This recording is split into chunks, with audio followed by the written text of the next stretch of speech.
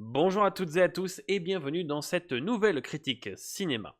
Aujourd'hui, nous allons attaquer un film très attendu au tournant puisqu'il s'agit de la première pierre à l'édifice du nouvel univers DC de James Gunn. Vous l'aurez sans doute déjà compris, mais nous allons parler de Superman dans ses tournées.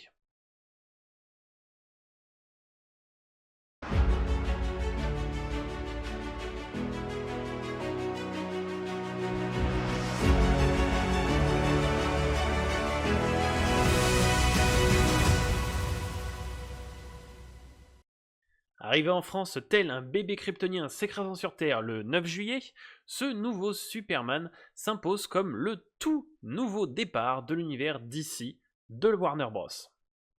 Alors, actually, en fait, ça n'est pas exactement le premier film de l'univers DC de James Gunn, puisqu'il s'agit de The Suicide Squad sorti en 2021.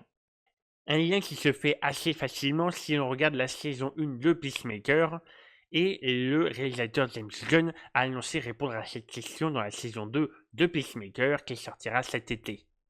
Donc, même s'il y a des incohérences dans ce nouvel univers, le Superman serait théoriquement le second film du DCU. Mais bon, ça, c'est pas le sujet de cette vidéo. Je pense que James Gunn n'est clairement plus à présenter. Genre les 3 Gardiens de la Galaxie, The Suicide Squad, Creature Commando, Peacemaker, ça vous parle? Si ça vous parle, on est bon. Je le disais, il a travaillé sur la trilogie des Gardiens de la Galaxie chez l'écurie concurrente, et il s'est imposé chez Warner en 2021 avec le succès de son The Suicide Squad. Un succès qui lui a ouvert les portes de DC Studios. Du top de DC Studios. Et comme je le disais, il est derrière des projets très acclamés comme Peacemaker saison 1, The Suicide Squad ou encore Creature Commando. Mais revenons sur le film en lui-même. Comme nous l'annonce l'intro textuelle bien barbante et bien old school du film, Superman est déjà en place depuis 3 ans. Et c'est cette première confrontation avec Lex Luthor, ici incarné par Nicolas Hoult, donc c'était le fauve dans les X-Men, qui sera au centre de l'intrigue de ce premier film. Le film Superman se permet de placer énormément de personnages qui seront nécessaires à l'avenir pour le DCU, et même s'il le fait de manière intelligente et qu'on n'a pas besoin de connaître ou de reconnaître tous les personnages à l'écran pour comprendre l'intrigue du film, je dois vous faire part de ma nostalgie des films solo de super-héros où on n'avait qu'une poignée de personnages qui restaient dans l'intrigue principale du héros. Je pense notamment à la trilogie Iron Man ou à les 2 premiers Captain America.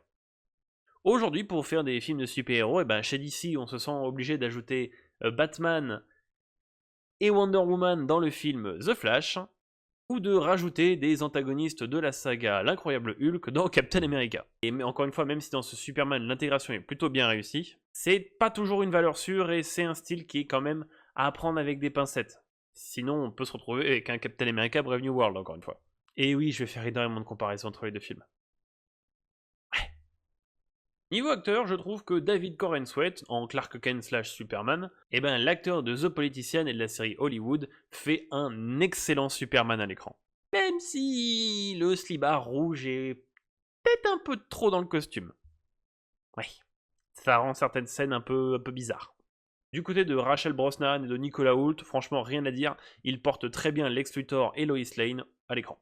Même si je vous avoue être resté un petit peu bloqué sur les 3 personnages de Smallville. Je suis un peu old school là-dessus. Pour ce qui est des autres, je vous avoue que je suis totalement aux anges de revoir Nathan Fillon dans un projet. Notre cher Bug de la saga Halo. Et cette fois-ci, il est dans le rôle de Guy Gardner, l'un des pires Green Lantern de l'univers d'ici, et sans doute mon personnage préféré du film. Et Guy Gardner est un connard au grand cœur qu'on va aimer un petit peu. Comment dire, c'est. On va pas aimer le détester, mais on va l'aimer quand même. C'est un connard, mais on apprécie ce personnage. Je sais pas, moi j'ai un affect avec ce personnage et avec Nathan Fillon. Le combo des deux, je trouve exceptionnel. Vraiment exceptionnel. Du côté d'Isabella Merced, même si j'avais pas trop kiffé son apparition, bon, dans Madame Web, c'est compréhensible. Dans Alien Romulus, je l'avais pas trouvé excellente. Elle crevait pas l'écran. Là, encore une fois, elle crève pas non plus l'écran, et en même temps, elle pouvait pas réellement faire grand chose, puisqu'on la voit que. Allez, 3 minutes à l'écran, grand max. Elle est assez anecdotique dans ce film comparé à Guy Gardner ou à Mister Terrific. Enfin bref, j'attendrai de la voir plus en développement dans la saison 2 de Peacemaker. Elle sera aux côtés de Guy Gardner, donc ça te donne une raison de regarder. Et donc pour ce qui est de Eddie Gattegi, donc notre Mister Terrific, qu'on avait déjà pu apercevoir dans X-Men First Class, franchement, il fait le taf. Il fait très bien le taf. Bon, à présent, on va parler du film en lui-même, et plus particulièrement de son scénario. Et toujours sans spoil, hein, vous en faites pas. On peut voir tout au long du film de James Gunn qu'il essaye de donner un poids et une densité moderne à son Superman, en y mêlant des sujets d'actualité tels que les conflits armés entre deux pays ou encore la dangerosité des réseaux sociaux. Des sujets, vous l'accorderez, relativement d'actualité. Il aborde avec une certaine élégance et véracité la dangerosité que peuvent représenter les réseaux sociaux et la puissance qu'elle peut donner à n'importe qui sur Terre ayant un téléphone. Et met aussi en avant la puissance que certains lobbies ont sur ces réseaux sociaux et sur l'influence qu'ils peuvent avoir. C'est pas sans faire écho à la politique de certaines entreprises des dernières années, qu'elles soient américaines, chinoises ou même françaises. Et de toutes les polémiques qu'il peut y avoir autour des réseaux sociaux tels que Meta et X et de leurs dégénérés de propriétaires. Et James Gunn n'y va pas de main morte quand il aborde ce sujet. Ceux qui ont vu le film sauront exactement de quelle scène je parle. Et donc dans ce film, il va aborder notamment le regard des gens au travers du personnage de Superman sur ses réseaux sociaux. Mais il aborde également le sujet des agressions non justifiées de certains pays envers d'autres. Quelques exemples sans rentrer dans le détail, hein, mais Russie-Ukraine ou Israël-Palestine, etc., etc., etc., etc., parce que malheureusement, depuis quelques années, il y en a beaucoup. Mais il parle aussi du rôle extérieur de certaines puissances dans ce style de conflit. Oui, les États-Unis, c'est toi qu'on regarde. Donc, au travers de tous ces questionnements, ce film Superman nous fait remettre en question les agissements de Superman et la liberté dont il jouit, mais également la liberté qu'ont certaines nations, certains lobbies en général, notamment l'entreprise de Lex Luthor, qui est également au centre de cette intrigue. Un sujet sur lequel Marvel s'était déjà penché il y a une dizaine d'années, avec l'arc des accords de Sokovie, notamment dans Avengers l'ère d'Ultron ou encore dans Captain America Civil War. Et aussi dans la série dérivée Les Agents du Shield, qui est plus ou moins canon, mais c'est pas le sujet.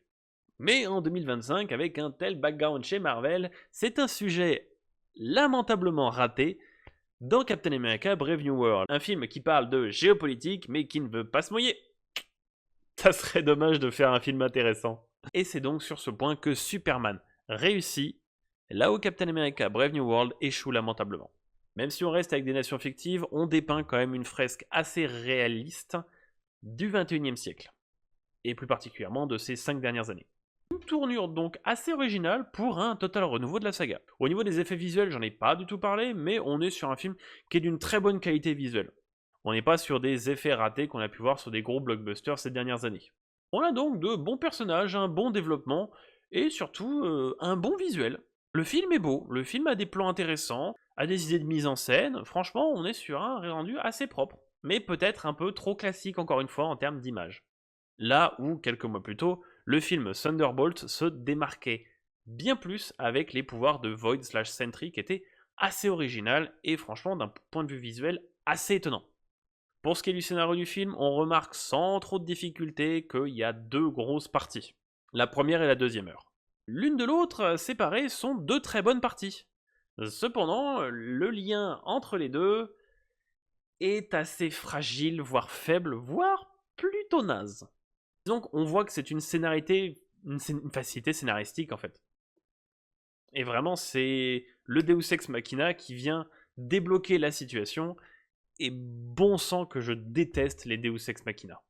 On peut en avoir qui viennent apporter un petit plus à la situation, comme par exemple Captain Marvel dans l'univers du MCU, qui est un Deus Ex Machina, puisqu'il apparaît, ce personnage apparaît tel qu'un Deus Ex Machina, mais il n'a pas l'impact d'un Deus Ex Machina. Là, pour le coup, c'est vraiment quelqu'un qui arrive, hop, voilà la solution, et ça débloque toute la suite. Donc c'était un aspect scénaristique un peu forcé. Et tout ça tourne autour d'un personnage qui est beaucoup trop caricatural. Mais vraiment. Vous allez absolument voir de quel personnage je parle si vous avez vu le film. Si caricatural que, pour être honnête, la scène l'impliquant qui fait le pivot entre les deux parties du film m'a totalement sorti du film et aurait pu foirer toute la trame principale. On sous-estime encore trop l'impact des personnages secondaires au sein d'un film. Un personnage secondaire mal placé ou mal écrit, ça peut quand même te foutre en l'air un scénario total. Oui, le leader, c'est toi qu'on regarde. Captain America. En résumé, mine de rien, on est sur un départ plutôt solide du nouveau DCU de James Gunn. Malgré tout, je pense qu'on devra attendre quelques années avant que le DCU de Warner puisse concurrencer réellement le MCU de Marvel. Même si, officiellement en perte de vitesse, Marvel se tient quand même avec des projets qui sont assez solides.